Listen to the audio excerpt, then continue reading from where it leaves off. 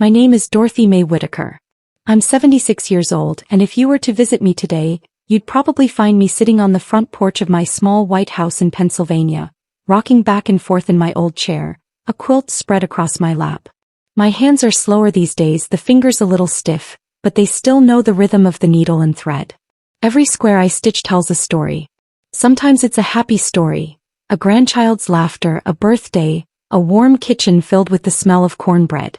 But sometimes the fabric holds darker memories. And today I want to tell you about the darkest story of all. It begins in Kentucky sometime in the late 1950s, when I was a skinny girl with long braids and eyes that had learned too soon how to avoid looking up. Our house was a small wooden structure on the edge of tobacco fields, with paint peeling off the boards and a roof that always seemed to leak when the rains came. To the neighbors, we looked like a respectable family. My father was stern but hardworking, my mother quiet and dutiful, and I was the obedient daughter. Always quiet, always polite, never daring to cause trouble. But behind those walls, my childhood was stolen from me. I don't remember the first time I heard the phrase. I only know that once it began, it never left me. "We're preparing you for your husband, daughter." My father would say it, his deep voice like the crack of a whip. My mother would repeat it in a softer tone, as though echoing him was her only duty. At first I thought they meant simple things, how to cook, how to clean, how to sew a hem. But it wasn't long before I realized their preparations had nothing to do with homemaking. They were training me to obey, to submit, to be silent. Every night after supper, when the house grew quiet, my parents would take me aside.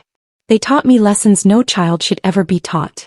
My father's rules were cruel, and my mother enforced them with her silence. I learned to keep my head down, my voice low, and my feelings buried so deep I nearly forgot they existed. "Your husband will thank us one day," my father said more times than I could count. But I didn't feel like something to be thanked for. I felt like a doll being carved, stripped, and reshaped until there was nothing left of me but obedience. By the time I was 12, I no longer played with other girls. They would laugh and run barefoot in the fields, chasing fireflies, while I sat on the porch steps, too afraid of what questions they might ask. What would I say if someone wondered about the bruises I tried to hide? Or why I never joined in when they whispered about crushes on boys at school? My world was already so different, so heavy. My mother never smiled. Not once in all those years. I used to watch her sometimes as she washed dishes, her hands moving slowly in the soapy water. She seemed hollow, like a ghost of a woman who had once been alive but no longer remembered how to live. I wanted to ask her why she let it happen, why she didn't protect me. But even as a child I knew the answer. She was as trapped as I was. Maybe more. And so, I learned the greatest lesson of my childhood. The lesson of silence. Silence kept the peace. Silence avoided punishment. Silence meant survival. But silence also meant loneliness. The loneliness sat heavy in me, especially at night when I lay awake on my narrow bed, listening to the crickets outside. I would whisper little prayers, begging God to see me, to take me away, to give me a different life. I promised that if He ever gave me freedom, I'd use it well. I'd live. Then when I was 16, God answered in a way I never expected. It was a hot summer afternoon, the kind of day when the sun turned the red clay roads to dust. I had been sent to the market in town with a list of things for my mother. Flour, sugar, a sack of beans. I kept my eyes low as I walked, clutching the list in my hand like it was a ticket to somewhere else. That's when I saw him. He was standing near the stalls, talking with the baker. Tall, broad-shouldered, with a mop of dark hair and green eyes that seemed too bright for such a dusty little town. His shirt was rolled at the sleeves, and he had the kind of easy smile I'd only ever seen in magazines. When our eyes met, I froze. My first instinct was to look away. I had been trained never to invite attention. But something in his gaze held me there. He didn't look at me like I was a piece of property or a servant girl. He looked at me like I was someone. "Afternoon, miss," he said, tipping his head slightly, his voice warm and kind. I nearly dropped my list. "Afternoon," I whispered back, barely audible. "Theodore." That was his name. He was from Louisville, visiting relatives who lived near town. He helped me carry my sacks that day, even though I tried to insist I could manage. His smile never faded, and for the first time in my life I felt something stir inside me. A light, a flicker of hope. When I got home, my father scolded me for taking too long. But I hardly heard him. All I could think about was Theodore's green eyes. Over the next few weeks I saw him again and again. At the market. Near the church. Once on the dirt road when I was walking home. Each time he'd stop to talk, his words gentle, his laughter easy. He asked about my life, my dreams. At first I didn't know how to answer. No one had ever asked me what I wanted. I found myself smiling in secret for the first time in years. But with every secret smile, the shadows in my house grew darker. My parents noticed my distraction, the way my eyes lit up when Theodore's name was mentioned in town. And their lessons grew harsher, their words sharper. You belong to us until you belong to your husband, my father warned one evening, his eyes like cold steel. Yes, sir, I whispered, lowering my head. But deep down, a spark of rebellion was burning. Because for the first time I had a dream bigger than my fear. I had seen what freedom might look like, in the curve of Theodore's smile, in the kindness of his voice. And I clung to it. What I didn't know then was how much my parents would fight to keep their grip on me. Or how the phrase that haunted me, "We're preparing you for your husband," would take on a new, terrifying meaning when my wedding day finally came. Part 1 of my life was about silence, Part 2 was about whispers. Not loud voices, not bold declarations, just whispers of something different, something fragile, something I wanted so badly I was afraid to even name it. Hope? Theodore kept showing up as though fate itself had planted him in my path. Sometimes it was at the market, sometimes near the churchyard, and once on a Sunday afternoon he came right up to me while I was drawing water from the well. "Dorothy, isn't it?" he asked, leaning casually against the wooden frame, his sleeves rolled to his elbows. I nodded, nervous. No boy had ever spoken my name with such softness. "You've got the prettiest braids in this whole county," he said with a grin. I nearly dropped the bucket.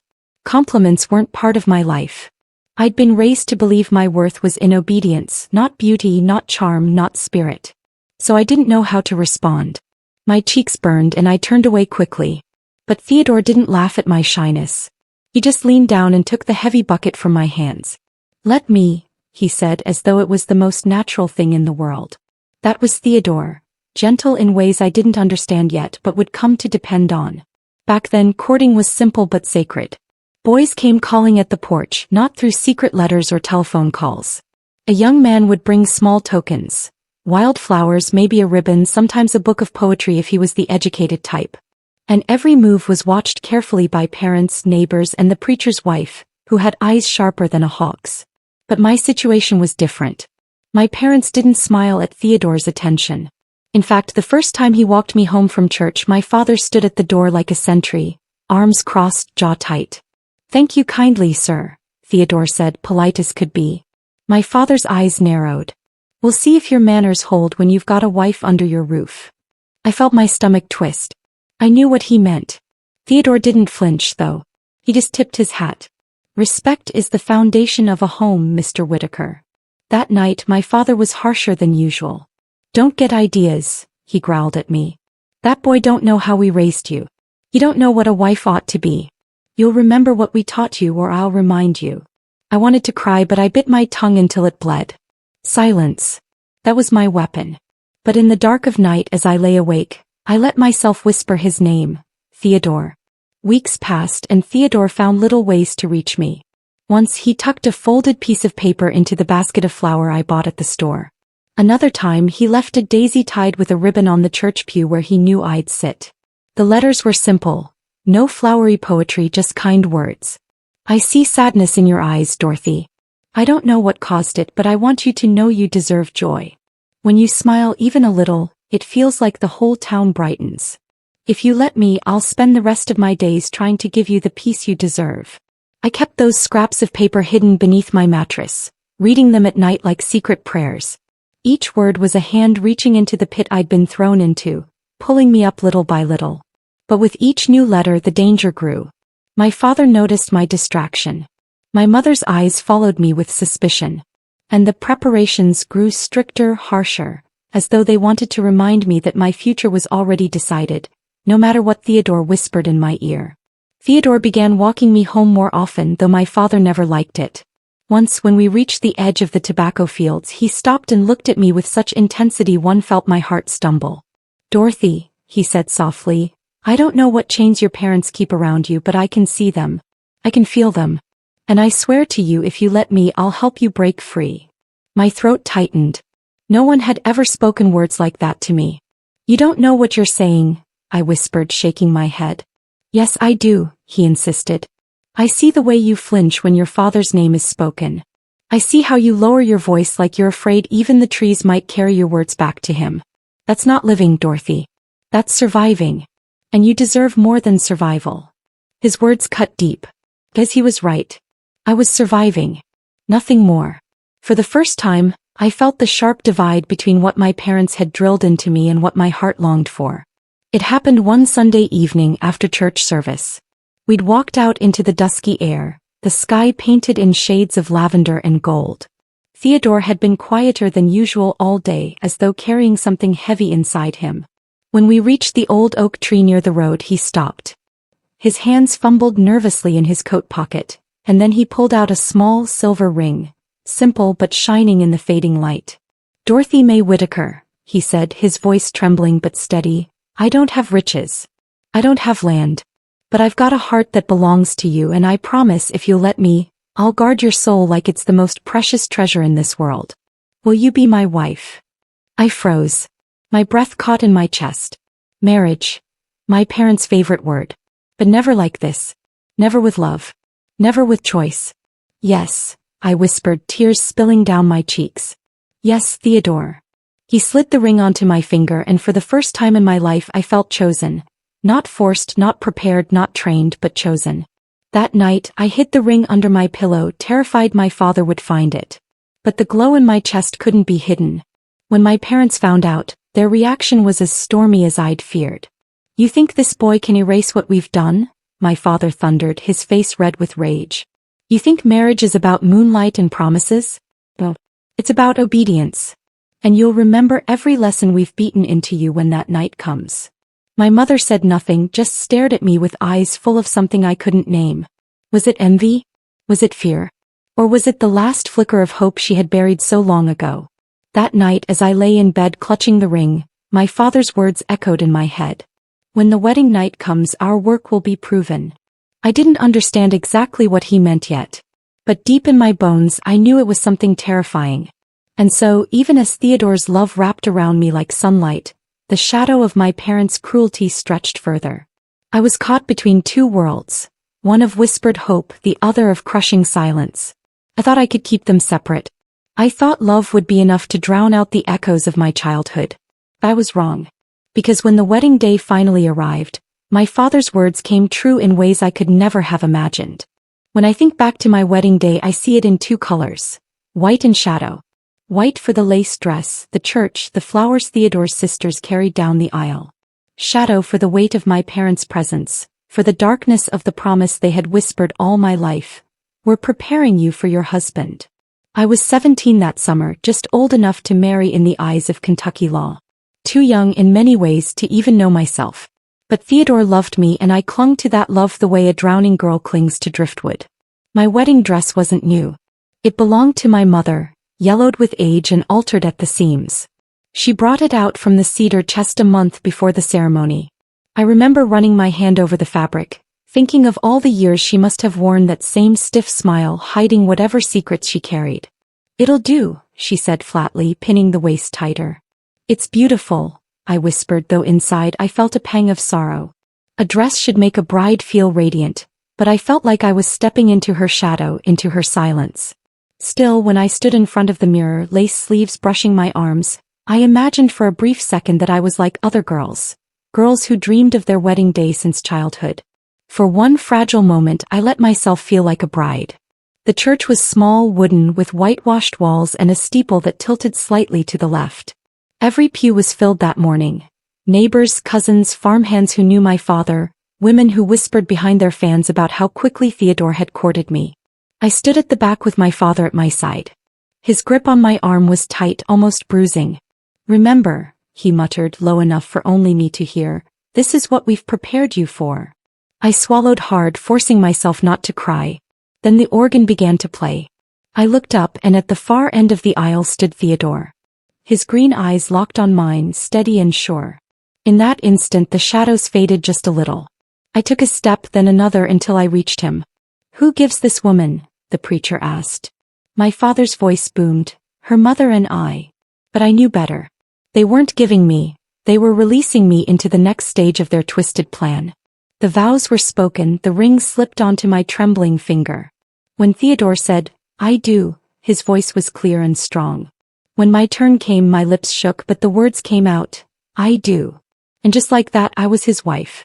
The congregation clapped politely, the preacher pronounced us man and wife, and Theodore kissed me, my first real kiss, tender and warm. For a heartbeat, I thought maybe love would be enough to wash away the years of pain. The reception was held in the churchyard. Tables were set up with pies, fried chicken, and biscuits brought by neighbors. The sun shone bright and laughter filled the air. But my parents sat stiffly at their table, watching every move I made. My father's eyes never softened, not even when Theodore raised a glass of cider to thank the guests. "Here's to a new beginning," Theodore said. The crowd cheered. But my father leaned in close to me and whispered, "Don't forget. Tonight we'll see if our work was worth it." A chill ran down my spine. I forced a smile for the guests, but inside, dread curled like smoke in my chest. When the celebration ended, Theodore and I left in his cousin's borrowed truck. The fields rolled past in the fading light, the cicadas humming their endless song. I tried to smile to match his excitement, but my hands shook in my lap. "Dorothy," he said gently, placing his hand over mine, "you're trembling." "I'm just nervous," I whispered. He squeezed my hand. "So am I. But we'll be all right." We reached the small house his uncle had lent us for the first weeks of marriage. It was humble, 2 rooms, a squeaky bed, a table by the window. But to me it looked like freedom. Or at least it should have. Theodore lit a lamp, casting a warm glow across the room. He turned to me with a smile that made my heart ache. "You look beautiful, Dorothy." I tried to smile back, but tears filled my eyes. The memories of my parents' lessons, their cruel words, their hands forcing silence, rushed back like a flood. My body stiffened, my breath quickened. "Dorothy." Theodore's smile faded. He stepped closer, concern in his eyes. "What is it?" I shook my head, unable to speak. My chest tightened, panic rising like a storm. I wanted to be the wife he deserved. I wanted to step into the light. But the shadows of my childhood clung to me like chains. He reached for me, but I flinched. Theodore froze. His hand dropped to his side.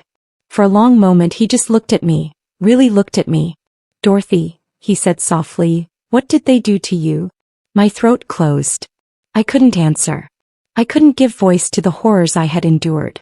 "I'm not going to touch you if you're afraid," he continued, his voice steady but gentle. "I swore I'd protect you, not hurt you. But I need you to trust me. Tell me the truth." I turned away, clutching the edge of the bed until my knuckles whitened. Tears spilled down my cheeks. "They said they were preparing me," I whispered at last, my voice broken. "All these years. They said they were preparing me for this night." Theodore's face paled. He stepped back, shaking his head in disbelief. "By God," he breathed. "Dorothy, what did they do?" I couldn't answer. Not yet. The words were too heavy, the memories too sharp. But in his eyes I saw something I had never seen before. Outrage. Not at me, not at my silence, but at the cruelty that had been done to me.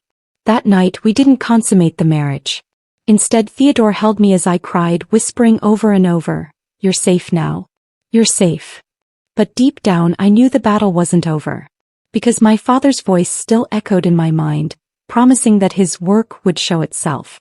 And Theodore, my kind, gentle husband, was determined to uncover the truth. The night of truth was coming. The storm that night seemed almost planned by heaven itself. The sky cracked open with lightning that lit the hills in jagged flashes, followed by thunder so deep it rattled the window panes. Rain slapped against the roof in hard, angry sheets, as if the world wanted to wash something clean. I sat on the edge of our bed, my wedding dress folded neatly in the chest at the foot. Theodore was across the room, silent, staring at the flames struggling in the fireplace. The light flickered across his face, revealing tension in every line of his jaw. Finally he turned toward me. His voice was soft, but there was an edge beneath it. "Eleanor, what did they do to you?" I froze. My hands clutched the quilt so tightly my knuckles turned white.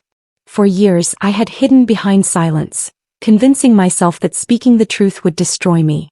But his eyes, those soft, steady blue eyes, were asking for the part of me I had always been told to bury. Theodore, please, I whispered, my throat raw. Don't ask me that. He knelt in front of me, gently taking my trembling hands into his. I have to. I can't watch the woman I love live in fear of shadows anymore. I need to know what they did. Tell me, Eleanor. Please. The fire popped and the thunder rolled again. My whole body shook. And then the dam inside me broke. They called it preparation, I began, my voice shaking. Said it was to make me a good wife. But it wasn't love, Theodore. It was never love. Tears blurred my vision, but I forced the words out. They started when I was barely 12. My father, he'd make me sit for hours without speaking, punishing me if I so much as coughed. My mother would stand by, nodding, saying, "Good wives don't need words." Theodore's grip tightened on my hands, but he said nothing, letting me speak. They controlled everything, how I walked, how I held a cup, how I looked at a man. If I raised my eyes too high, father struck me. If I asked a question, he called it defiance. Once, when I cried after a beating, my mother shoved a rag in my mouth and said, "This is how you'll survive with a husband." I could barely breathe as I spoke. The memories cut like glass. The worst part, I whispered, was how they made me believe it was my duty. That every slap, every lash of the belt, was shaping me into someone worthy of marriage. They told me, "On your wedding night your husband will thank us." I broke down then, sobbing so hard I couldn't form words. Theodore pulled me into his arms, holding me as if he could shield me from every monster that had haunted my childhood. His chest was warm against my cheek, but I felt the tremor in him too, the rage building beneath his calm. When I finally lifted my head, his face was pale, his eyes burning like ice. "That wasn't preparation," he said, his voice low and trembling. "That was cruelty. That was abuse." The word abuse seemed strange to my ears. Nobody had ever called it that. All my life it had been labeled discipline, training, preparation. But hearing Theodore name it for what it truly was, it was like a window opening in a room I thought had no air. He stood abruptly, his fists clenched. "I won't let them own you anymore. Not in memory, not in fear. Theodore, what are you going to do?" He strode to the door, grabbing his coat. "I'm going to your father." My heart lurched. "No. Please, you don't know him. He'll hurt you." He turned, and for the first time I saw a storm in his eyes that matched the one outside. "Let him try. He's had power over you all your life, Eleanor. Tonight it ends." The rain hit us like a wall as we stepped outside, but Theodore never faltered. He gripped my hand, leading me down the muddy path toward my parents' house. Each lightning flash lit the way, each thunderclap echoing my heartbeat. I wanted to turn back, every step filling me with dread. My father was a man people crossed the street to avoid. His word in town was law, his temper was infamous. But Theodore's hand was steady around mine, and somehow in that storm I found a sliver of courage. By the time we reached the porch I was drenched, shivering. The door creaked open before we even knocked. My father stood there, lantern in hand, his shadow looming across the threshold. Well, he sneered, his voice like gravel. "The groom brings his bride home already. Couldn't handle her?" Theodore stepped forward, water dripping from his hair into his eyes. "I came to tell you something." My father's gaze hardened. "Speak, boy." "This ends tonight," Theodore said, his voice firm. "The way you treated Eleanor, the things you called preparation, that wasn't teaching. That wasn't discipline. It was abuse. And it ends." For a moment, silence hung heavy, broken only by the pounding rain. Then my father's face twisted with rage. "You dare accuse me?" he roared, stepping closer. "Everything I did was to make her useful. Do you think you'd want her if I hadn't beaten the wildness out of her? You should be thanking me." My stomach churned, bile rising in my throat. But Theodore didn't flinch. He stood his ground, his voice steady as steel. "A husband doesn't need a broken woman. He needs a whole one. And she was never yours to break." My father's hand twitched at his side. I recognized that twitch. It was the same one that always came before a strike. Instinctively I pulled at Theodore's sleeve. "Please," I begged. "Let's go." But Theodore didn't move. He stared my father down, his jaw set, his voice cutting through the storm. "No more, Mr. Carter. You will never lay a hand on her again. She is not your property. She is not your project. She is my wife, and she is free. Something cracked inside me then. For the first time in my life, someone had spoken aloud the words I had been too afraid to even think. She is free. My father's face went purple with fury. He raised his hand, but before he could strike, Theodore stepped between us, his eyes blazing. In that moment I realized the truth. I had a choice. I could remain silent as I always had, letting fear dictate my life. Or I could step forward, side by side with the man who had given me a voice. The storm roared around us, lightning illuminating the porch like daylight. My father's shadow loomed, but for the first time, it didn't feel bigger than me. I took a trembling breath, my voice breaking but strong enough to be heard over the rain. No more, father. You don't own me. You never did. The words hung in the air like fire, burning away years of silence. And in that split second, as the thunder rolled and my father's face contorted with rage, I knew my life would never be the same. The storm raged on that night, but inside me something had shifted forever. I had spoken words I never thought I could. No more, father. You don't own me. You never did. And once they left my lips, there was no pulling them back. My father froze, his hands still raised in the air. He stared at me as though I had turned into something unrecognizable. His pride, his authority, his control, all of it trembled in that moment. For the first time in my life, I wasn't afraid of his shadow. Theodore's arm wrapped protectively around me, but he didn't speak. He didn't need to. My words had cut through years of silence, and the echo of them filled the porch louder than the thunder itself. My father spat at the ground, his face twisted with fury. You'll regret this, girl. You'll come crawling back when he tires of you. But I shook my head. My voice was shaking but steady enough. No.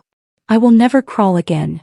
And with that, Theodore took my hand and together we walked away, through the rain, through the mud, through the weight of all my years of silence. Step by step I felt something I had never felt before. Freedom. Freedom wasn't easy. At first I didn't even know how to live without fear. The sound of boots on a wooden floor made me flinch. Raised voices, even in joy, sent my heart racing. I carried scars you couldn't see, scars that bled in my dreams. But Theodore was patient. Oh, he was patient. He never raised his voice. Never lifted his hand.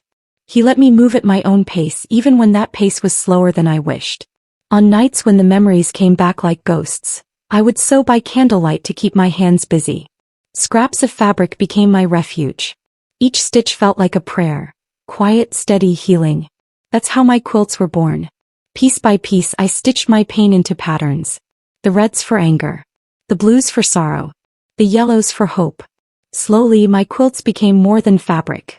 They became a diary written not in words but in thread. Theodore would watch me so late into the night and he'd smile softly. One day, he said, those quilts will tell our grandchildren the story of how strong you are. At the time I laughed it off. But he was right. Every quilt was a chapter. And every chapter was proof that broken things could be made beautiful again. When I became a mother, I promised myself one thing. My children would never know the kind of fear I grew up with. The first time I held my baby girl, I wept. Not because I was afraid, but because I realized I had the power to break the cycle. Her tiny fingers curled around mine and I whispered to her, "You will never be trained into silence. You will be raised in love." And I kept that promise. My children grew up in a home where laughter wasn't punished, where questions weren't silenced, where love wasn't measured by obedience. Theodore was the kind of father who played on the floor with his kids, who kissed scraped knees, who sang off-key lullabies until the children fell asleep.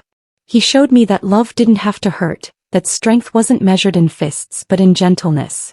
Now, as I sit here in my old rocking chair with silver hair and hands bent from years of sewing, I watch my grandchildren run across the yard. Their laughter rings through the air, unbroken, unafraid. Sometimes when they visit, they ask me about the quilts stacked in the cedar chest. "Grandma," they say, "why do you have so many?" I smile and tell them, each one holds a piece of my heart. Each one is a story of survival. And when I pull the quilts over their shoulders at night, I feel a quiet pride. Because I know, they will never carry the weight I carried. The chain was broken with me. Looking back now, I see how far I've come. From a frightened girl silenced into obedience, to a woman who found her voice on a stormy night. I survived. I healed. And I built a life filled with love, not fear. But my story isn't just about me.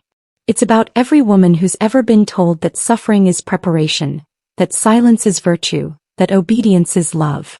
Let me tell you, it is not. You are not preparing for love by enduring pain. You are not earning dignity by swallowing fear. You are not worthless because someone tried to convince you so. You are worthy right now as you are. If you're listening to my story and you find yourself where I once was, hear me clearly. You don't have to stay silent. You don't have to endure cruelty disguised as love. Your voice matters. Your dignity is yours to keep, not theirs to take. Step into the storm if you must, but step. On the other side is freedom. On the other side is life. I know it's terrifying. I know it feels impossible. But take it from an old woman who's lived it. Freedom is worth every trembling step. I lost my dignity on my wedding day, but not because of my husband. I lost it years before when I was taught that silence was survival. But I found it again the moment I chose to speak, the moment I chose to walk away. And now, with every quilt I stitch, with every story I tell, I reclaim another piece of myself. My dear ones, if this story touched your heart, share it. Let it reach another woman who needs to hear these words. Because stories have the power to heal, to awaken, to set free. And if you want to hear more hidden truths, more voices long silenced finally breaking free, then stay with me. This is Nana's Hidden Stories. And I promise you, the stories we keep hidden are the ones the world most needs to hear. So subscribe, share, and let's make sure no woman ever believes again that pain is preparation for love. Because love, true love, is freedom.